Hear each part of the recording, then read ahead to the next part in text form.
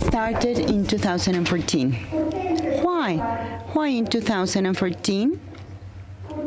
Because China was undergoing a maturity process. Its economy started to mature.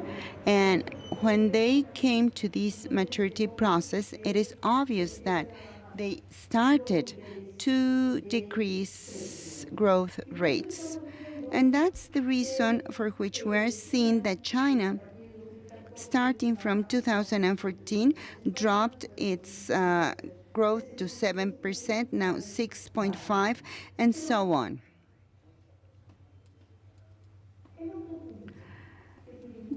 On the other hand, we need to take into consideration the following fact.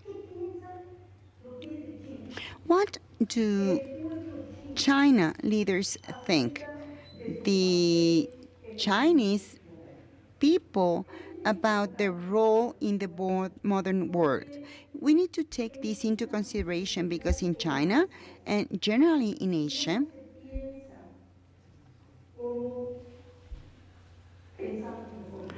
they do not think exactly the same as we think on the Western world. They have a different conception of time, space, a different concept of history and world history.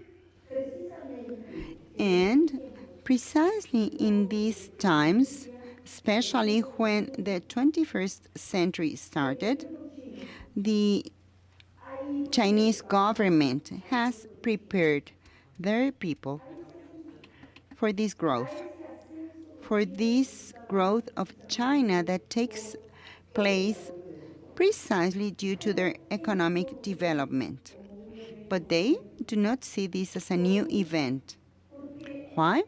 Because the Chinese state is considered a civilization state. A civilization state due to all their historical backgrounds, due to the fact that they were a great empire in the past and their economic power in the past.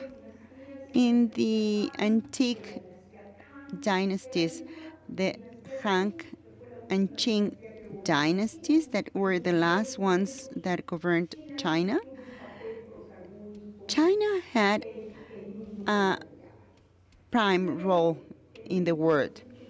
In 1820, the GDP in China accounted for 30% of the worldwide GDP.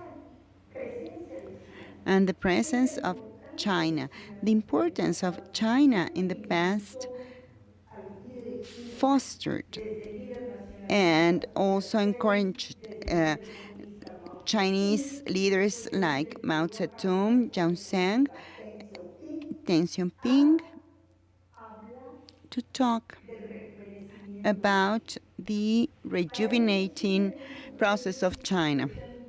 And right now, this is the rejuvenating process for China, and they definitely will reach the place that they lost along some years that they call their humiliation, when Western powers led by England came to China and started with that process,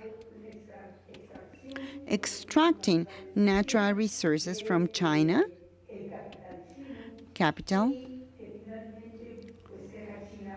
leaving China in very bad condition after the end of the 19th century. So for Chinese people, this idea is very important. They also think that if China becomes the first power in the world will be better than what it is now. And it is precisely during the 90s when the Chinese leaders realized that certainly China is having a major role in the international arena. They realized that China's presence in international markets it's increasingly important, and that's why there's a need to reassess their policies, taking into consideration this new situation.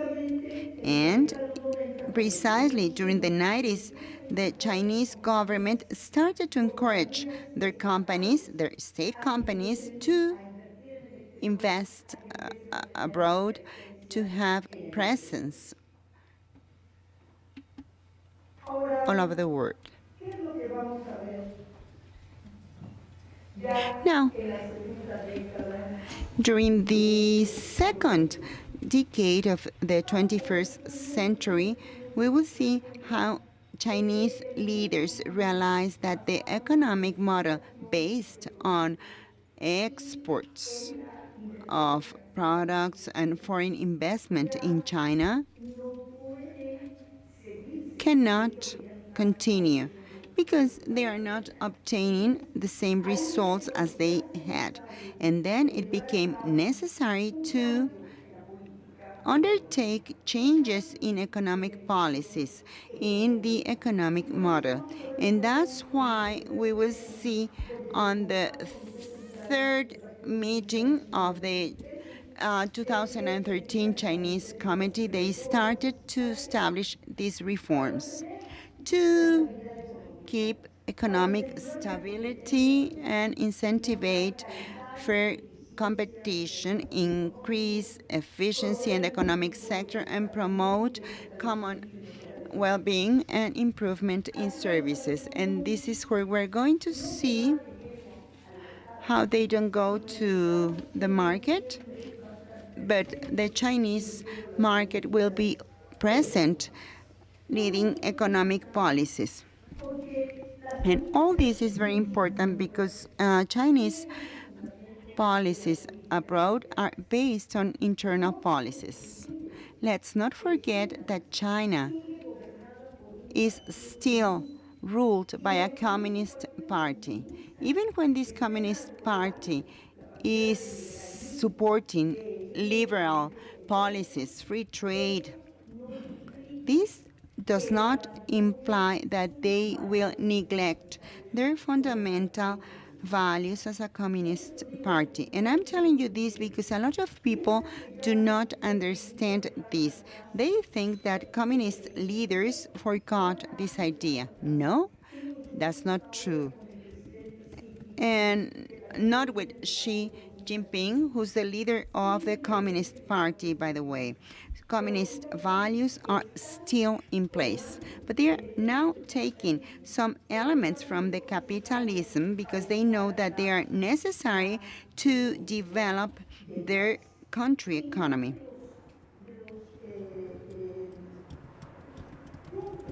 One of the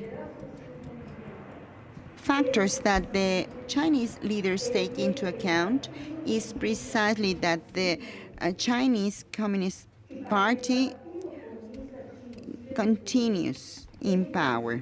For this, they need to continue with this economic policy that would not only allow to develop the country in terms of figures, but also that this development and this growth is reflected on the Chinese population, because provided their population are happy with their life level, this will guarantee the Chinese political party to be in power, and the foreign affairs policy and their perception of the international perception is also depending on that goal for preservation of the Communist Chinese Party.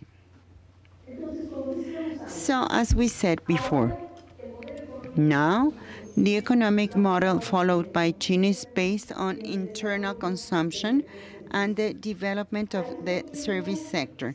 And at the same time, they are focusing on the restructuration of state companies.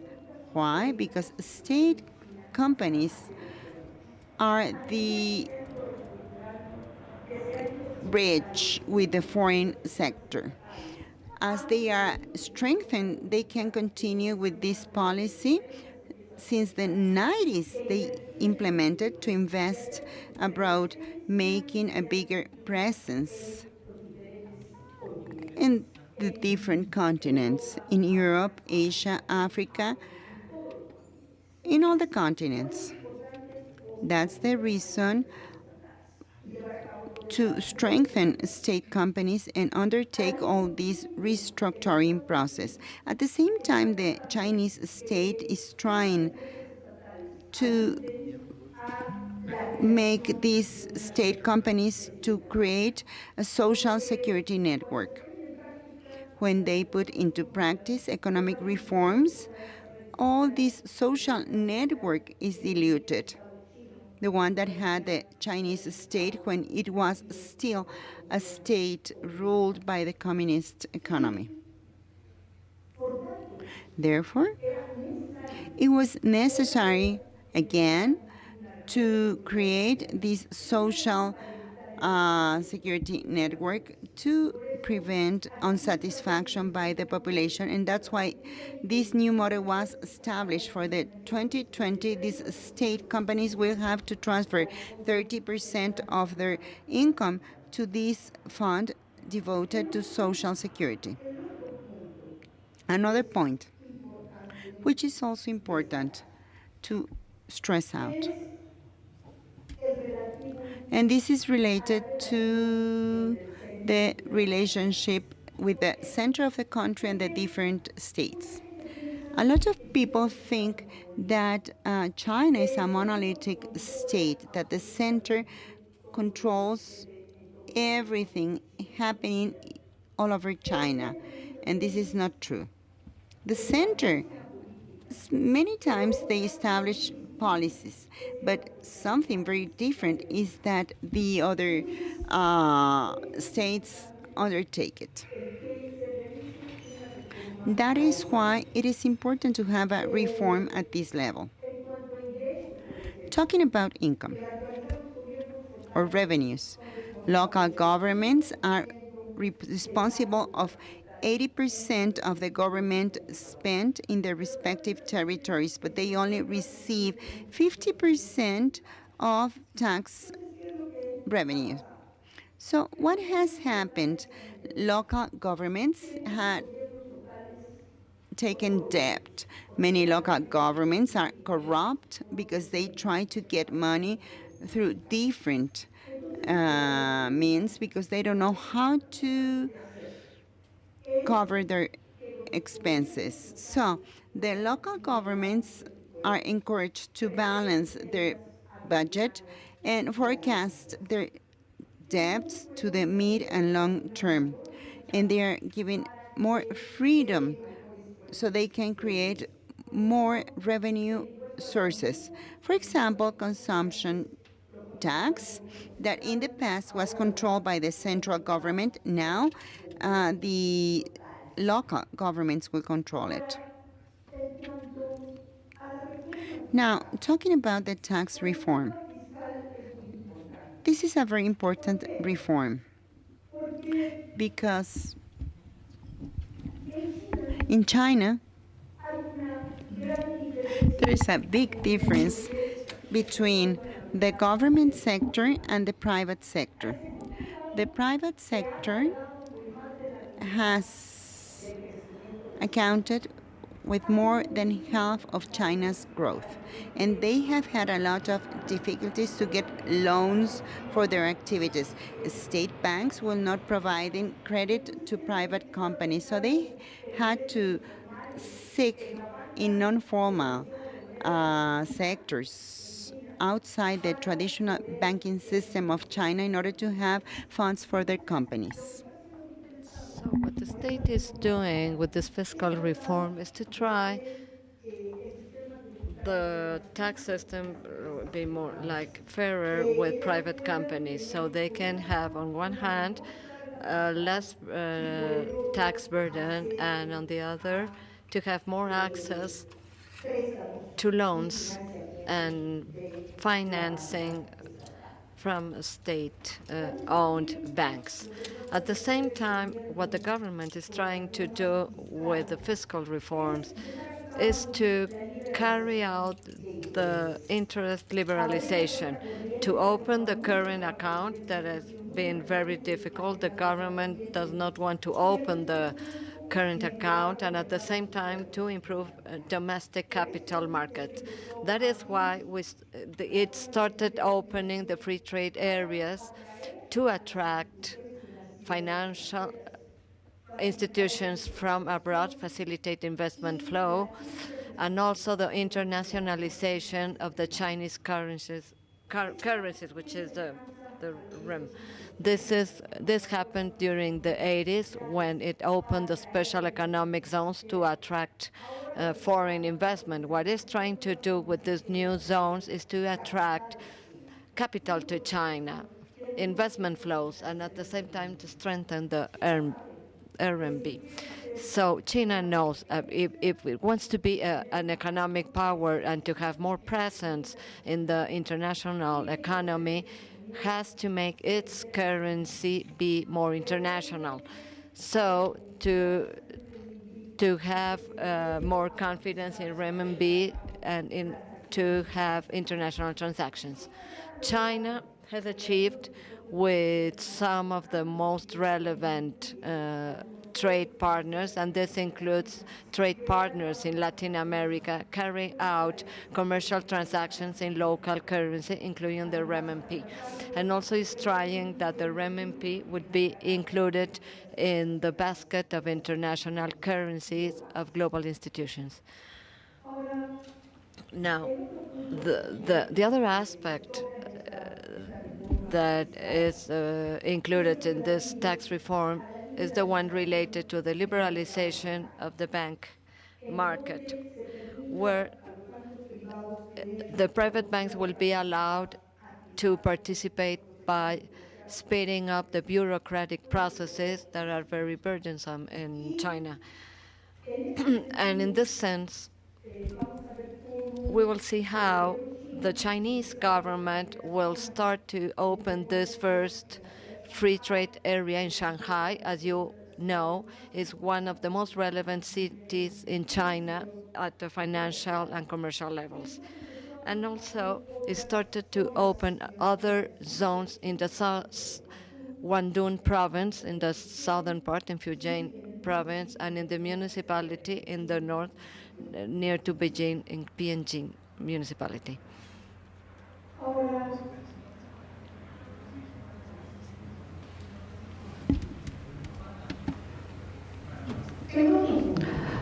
Okay, the next aspect, urbanization. For China, it is really important to carry out this process to be able to establish more cities, to be able to, that the population, the greatest number of Chinese will be able to live in cities. And this urbanization process has been carried out in a very fast pace. China thinks that like for the end of the first half of the 21st century, we would be able to carry out all the urbanization process. Now, the other aspect for China is really important to continue with this process in which the Chinese population feels that is being included in this economic development process. That is why it has set goals to fight against poverty. That in China, poverty is reflected in the rural areas. We have seen that in a short period of time, this has surprised the economists from all over the world. In such a short period of time, China has managed to liberalized from extreme poverty to 500,000 Chinese. In 2016, the Chinese state gave 12.5 million, 12.5 Chinese released from extreme poverty. It's going to be able to eradicate poverty for 2020. And this is very important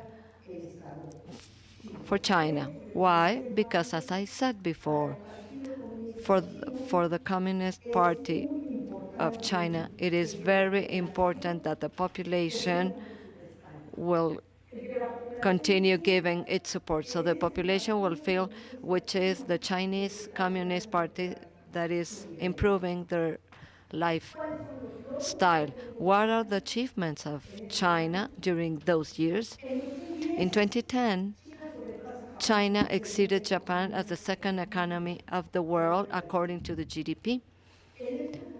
Right now, China ranks first place in goods trade, in exports, in reserves of foreign currency, in the production of steel and iron, construction of ships, manufacturing of cars, construction of railroads, and grains production. For the Chinese government, they have always had in their mind to have a grain production that will be enough to feed the Chinese population, but also to have a reserve for contingencies. So right now, China is achieving it. Well, something that shows the presence of China is how it has become in the first trade partner of 120 countries. And therefore, because of the growth of their economy and their global presence, it is the greatest engine of growth global-wise or worldwide. That is why China thinks that it needs to change its foreign policy, that it has to change its conception about the role it has to play internationally. We will see this later on, but previously, what the Chinese government did is to try to avoid conflicts, to try to have a low profile internationally wise. Why? Because all its efforts were concentrated in achieving the goals set in terms of economic development. But as at the end of the 20th century and at the beginning of the 21st century, China realized that cannot longer be at a low profile. Its growth and its global presence need a new foreign policy and a new conception of its role in the world. We've already mentioned about the restructuring of state-owned companies, but in this 21st century, the second decade of the 21st century, what we are witnessing is that the Chinese state is strengthening its companies. It's trying to have acquisitions abroad to be stronger, trying to have important investments, mainly in sectors that are the interests of China, the extraction of natural resources, in order to have, at the end, ensuring the resources they need to continue with its growth. That is why we see that the Chinese companies that are dedicated to the oil extraction, how they are putting efforts in different areas of the world, to like buying companies from other states or of the same state where they are working. Not only to have agreements for oil purchases, but also to have agreements for the extraction of oil. So for China, this is of the utmost importance. Well, another item related to the scientific and technological innovation. China has been really concerned about when it saw that it was getting to a level of revenue. Well, it didn't want to fall in the trap of the average revenue. So the Chinese people realized that this could happen to them, like what happened in other countries of Latin America, that the economy develops, continue developing, and then stagnates. And it's very difficult for them to get away of the stagnation. The academics in China, they have written about this topic. They have carried out studies of Latin American countries that unfortunately they fell in the trap of the average income. So they are trying to avoid this, avoid falling in this trap. And one of the ways to avoid falling in this trap is by betting scientific and technological innovation. The Chinese leaders are aware of the need of developing innovation, technological innovation, to have highly skilled personnel in their scientific institutions, in universities, in order to achieve this kind of innovation. And not only that, also the hiring of scientists from other countries, developed countries, that will allow them to carry out this technological innovation process. And this, this, this has been achieved in an efficient manner. China is carrying out a process in which it's trying to increase the value added of what it produces, to use this technological innovation to improve what it produces. So China will no longer be thought as the cheap country that manufactures everything, but a country that is committed with quality, the efficiency that would allow it to have a business card internationally.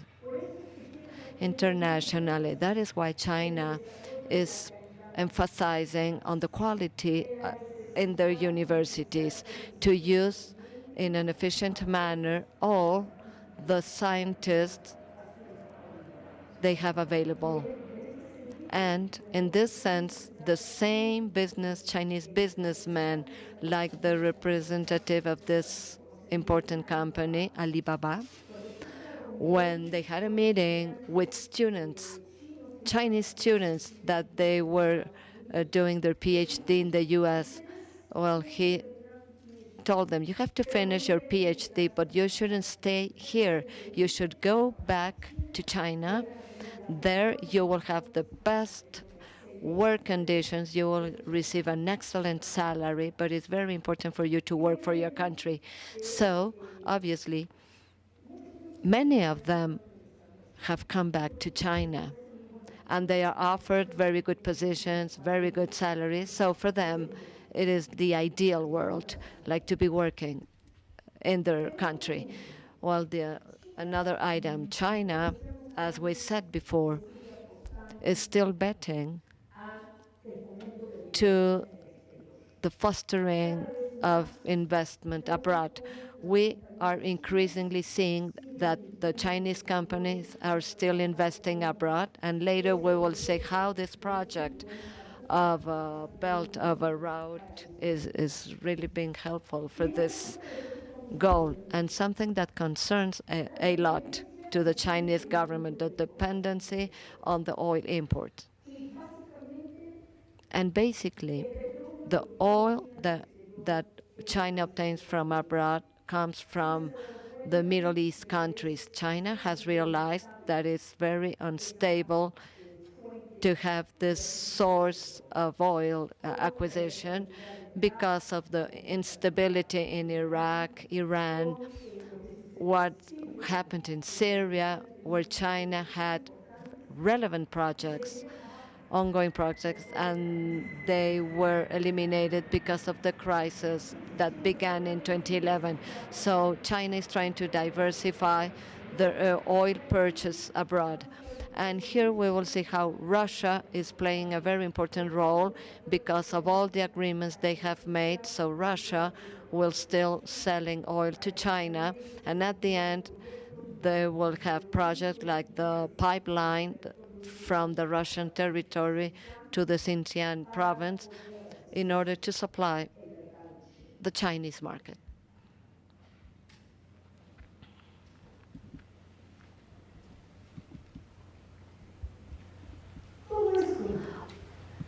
Having said this, well, it's related.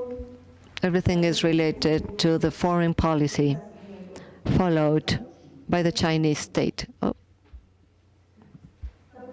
Well, the foreign policy followed by the Chinese state. Why? Well, this foreign policy, as we said,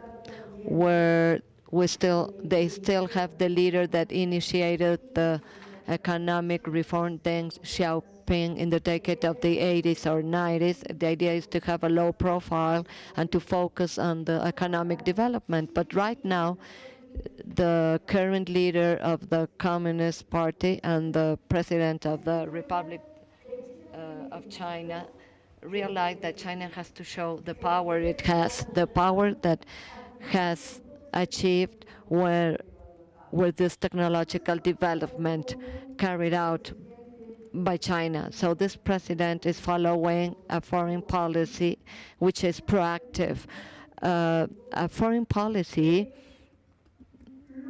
that will be able to show that China is no longer the China of the 80s, that China is now a country that has managed not only to modernize the economy, but also the military modernization, because this was one of the goals of the reform. And also, that is why that since 2010, just before Xi Jinping took office, we will see how China started to show what it can do and how it shows it with this policy by asserting his sovereignty in the conflict with Japan, because the Senkaku Island, Yaoyu in Chinese language, and also the territorial disputes in the Southern Sea with some countries of the Southeast of Asia. So this is like one from them. It is to have a diplomacy of a great power, but with Chinese features. What does that mean? That China wants to show the world that it is not going to be like the other with the traditional powers of the world. They have managed to become a power that can dominate the world because through weapons, and China says no to this. This is not the kind of power China is. If you see the newspapers and magazines of China, the academics are talking about the need of ending with this idea that in English this is called to see this trap. We're not going to fall in the trap of the silliness. When all the Peloponnesian wars are there. The Spartans or people from Athens, they have to settle their differences through wars. So any power that wants to be predominant over the other ones have to win this through war. China says no to this. China will have instead an increase, a rise. It will become a superpower, but in a peaceful way. That is why, since the since the very beginning of the 21st century, the Chinese government adopted the idea of J.P. Tian, a social scientist from China, from the peaceful rise, in the sense that China will not going to use like weapons in order to achieve its predominance worldwide. And following this line is that the foreign policy of China, the principles have been set that role the relationship with the different countries and the different regions. Like we can see here in the slide, we have the relationship with the between great powers, the relationship of China with the U.S., the foreign policy that will be followed with the neighboring countries of Asia, and the policy which is very important for Chinese, which is economic belts of the Silk Route and the maritime Silk Route that is known as a belt, a path, and relationship with emerging countries and developing countries, as Dr. Mubarak said. China is putting emphasis in its participation with these BRICS countries, because through this group, China is trying to achieve its goals in modifying the rules of international institutions, and finally, multilateral relationships. Since China can have like fluent relationships, so China will be able to set the rules of the relationship it has with those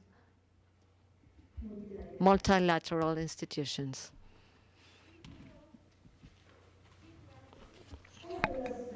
One of the most conflicting relationship that China has had is with the U.S. China still considers the U.S. as a hegemonic power. China does not deny that the U.S. it is a hegemonic power. It perfectly knows that the economy of the U.S. is greater or larger in figures than in China's 18 millions. 18 billions, 18 trillions, and China's 11 trillions. So it's aware that there's a big gap with respect to the U.S.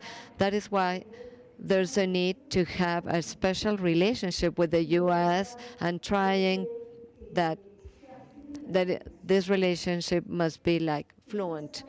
You know how in each election, presidential election in the U.S., China is always present. When Ron Carter, remember that in 1979, the diplomatic relationship were established between China and the U.S. But then we had Reagan hated China.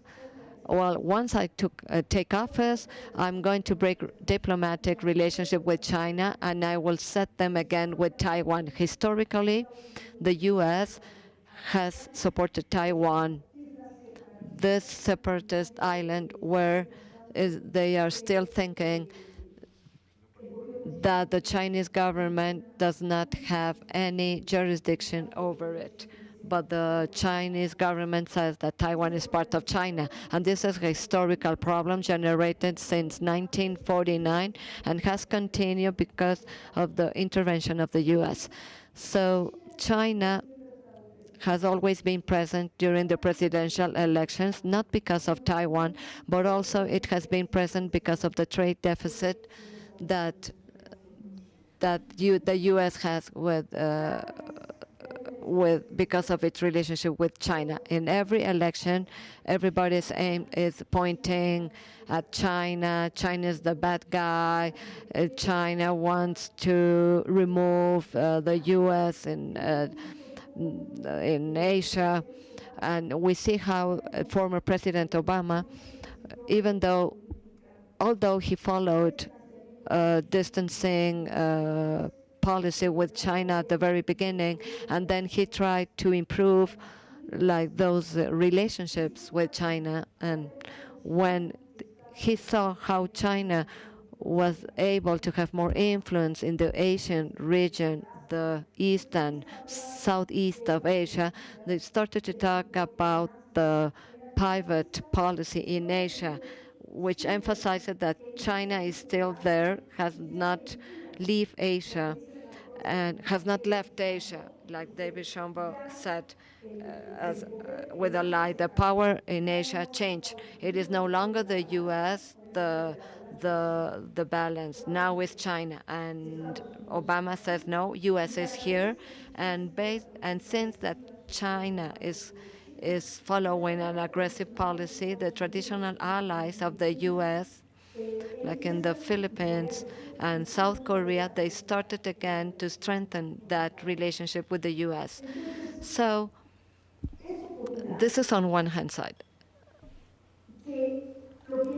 What China say that, okay, the U.S. is realizing that China is increasing, is rising, that it cannot be, the modernization cannot be denied, not only economically wise, but also military wise. They have their airplanes, they have like an air fleet that is much more prepared than before, submarines.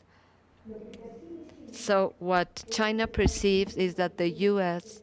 wants to contain the progress of China and to prevent China from becoming the hub or the center of power in Asia.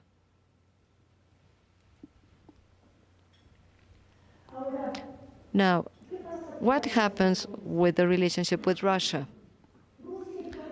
Historically, Russia has always taken advantage from China. They have taken away territory from China. It has tried to minimize or undermine its role in the eastern area of Asia. But now, the relationship between them has improved a lot. Well, really, China and Russia are coordinating efforts together to carry out a common policy on the Security Council of the UN based on the policies that have interventionist policies followed by the states that had problems like in Libya, Iraq, in Syria. But this doesn't mean that all the interests are like the match. There's mistrust, but they are united because they want to create a common front based on the policies that the U.S.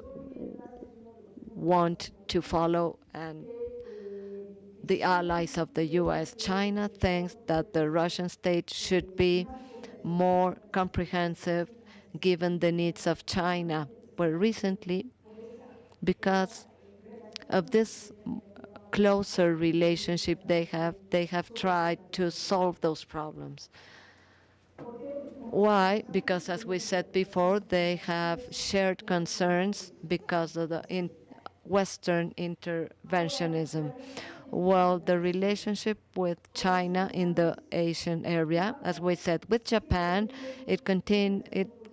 their political relationship is cold because they haven't been able to solve their historical problems. The Chinese well, they are really upset because of the role of Japan in the Second World War, and this is in the mind of Chinese. And when there's a conflict, they always mention this, and also the territorial disputes. They have everything makes that the political relationship is really hard, but the economic relationship has been amazing. Japan was one of the first countries that started investing in China. The trade is very fluent, and in this sense, there's no problem at all. With Taiwan, as we said before, the problem is based on history because of the Shanghai Shek, the regional government went established in Taiwan Island. The government was set there. It was supported by the U.S. and the communists cannot take the island, take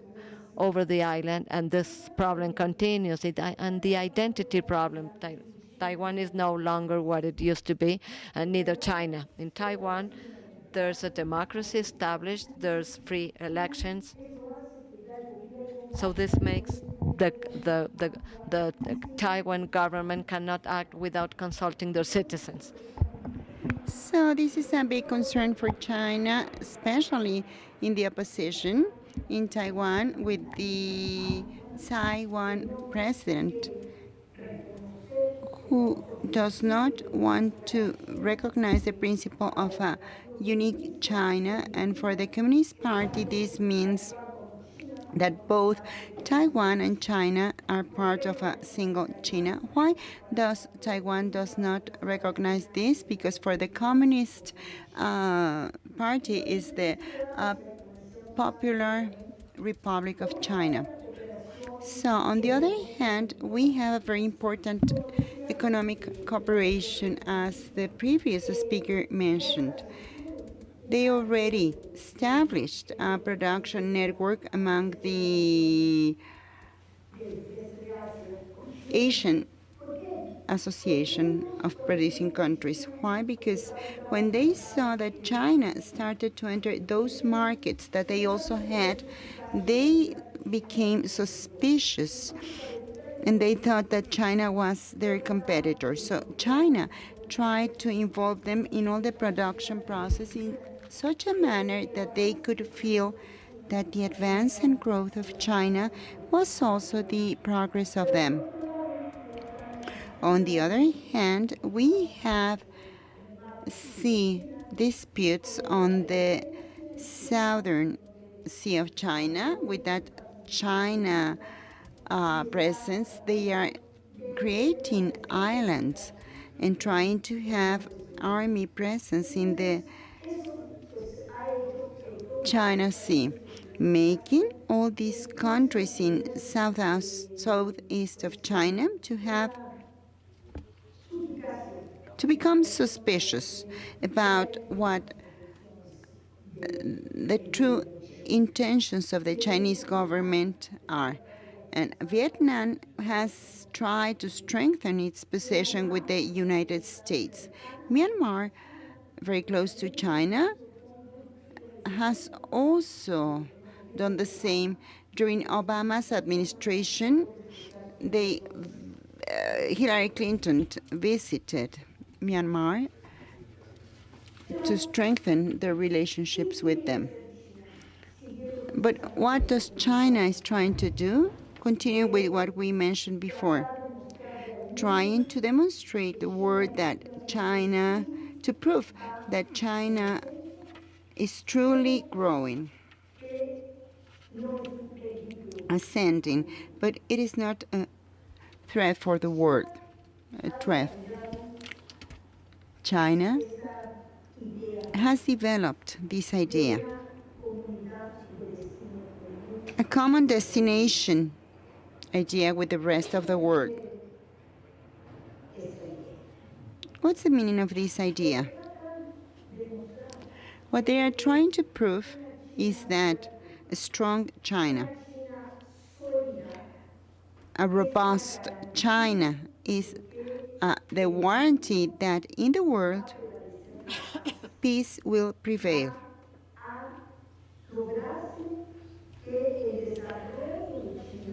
The development of China will be translated in the development of the world. This is based on the David Kong theory. He's a politologist, saying that in historical times when dynasties existed, foreign affairs of China used the tax system or tributary system. The small states depended on China. They respected the authority of the emperor. The emperor offered protection to these states. And they have a fluent trade in this tributary system. So Kang said when China was strong, everything operated well. There were economic growth, harmony, but when we had a weak China, there was disintegration. So we should not fear a strong China. Why? Because at the end, the development of China will be positive not only for the Asian region, but also for the rest of the world. Chinese leaders say we're a fifth part of the worldwide population. Our economy is very important at international level. And we have influence over the rest of the world. Another point, which is also very important and we already mentioned, it's the one related to all this policy being followed by China, related to the establishment of a belt and a path.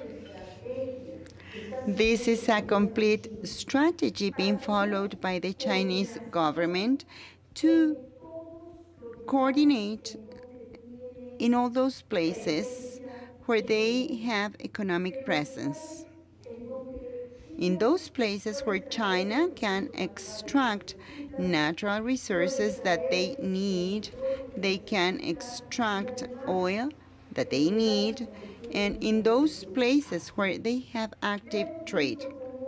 We have already seen how China has managed to have very important presence in Latin America.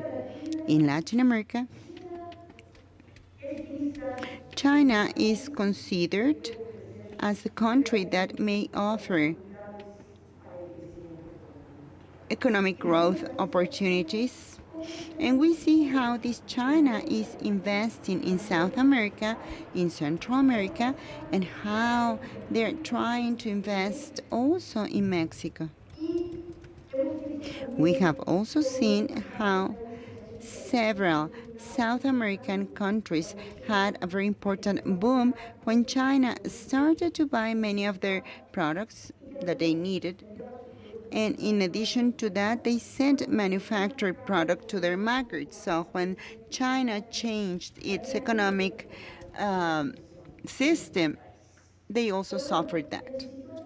So in this economic belt of the Sea and Silk route, more than 100 countries and international organizations are participated. And then the Infrastructure Investment Asian Bank was created. For China, it is very important to have the capability that their companies actively participate in infrastructure projects for other countries. This Infrastructure Investment Asian Bank has the participation of different countries, developed countries, developing countries, and China is contributing to this bank for the construction of infrastructure. This map depicts a part of what this project covers, this belt and path. On one hand, to the north, we can see the old Silk Route, historical time when a trader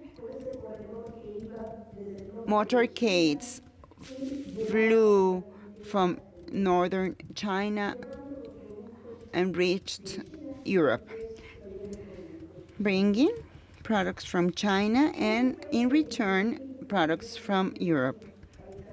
So that was the origin of the idea to create this new project, to have a rebirth of the Silk Route. What we are now seeing is how Beijing government is trying to speed up this trade,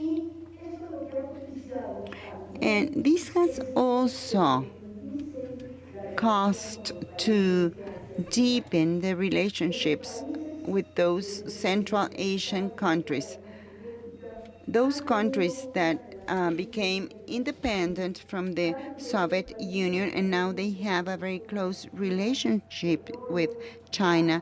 They also provide China with oil, gas.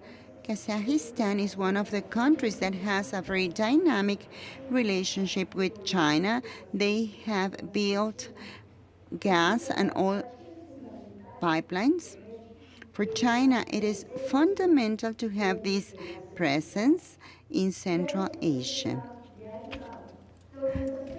The Shanghai Cooperation Organization office has also helped. It was founded in 2001 when the Shanghai Group was created, and then it became bigger. This has given China the possibility to dictate the policies that are going to be followed in the area of trade, security, and investment.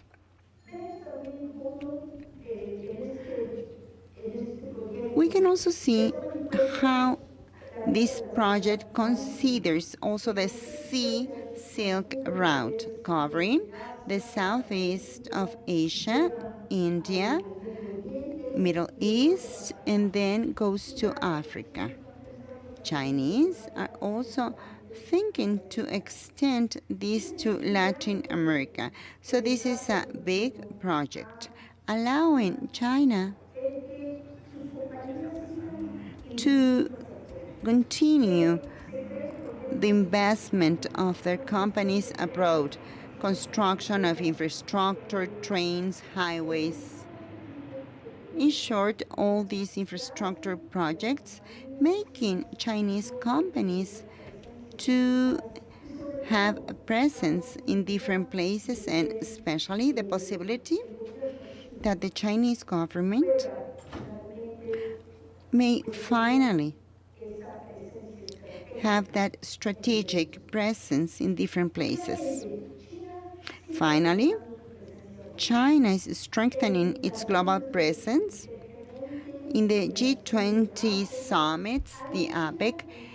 As you know, China has tried to prove that China can be a leader, that they support globalization, free trade, and they have criticized the policies of the current U.S. President, Donald Trump. We will see how China is actually trying to demonstrate that it can become a global leader. They are exploiting the weaknesses of the U.S. government right now, this lack of coherence that we see in the policies that are followed by the current U.S. government. One of the characteristics of Chinese people is patience. Chinese are patient. They're always waiting for the wished opportunity to attain their goals. One of the strengths of the Chinese and Chinese government is reaching goals. Chinese perfectly know that it is useless to say they're going to do something. No, they follow their goals, and then they honor their goals. And this is very important. This is the way they prove not only the world, but also the Chinese people that they can truly convert or to make the country a developed country, that they can truly become leaders at global level. That's why since 2014 we saw what Xi Jinping president said. China, the lion that has awakened. A peaceful lion, a civilized lion, and a friendly lion. So I will finish by saying let's expect big things regarding the global presence of China, because they have specific projects. They have specific projects, I repeat, and one of them is precisely to become, before the end of the 21st century half, into a developed country. So they will be in condition to compete in an efficient manner for the global leadership. Thank you very much.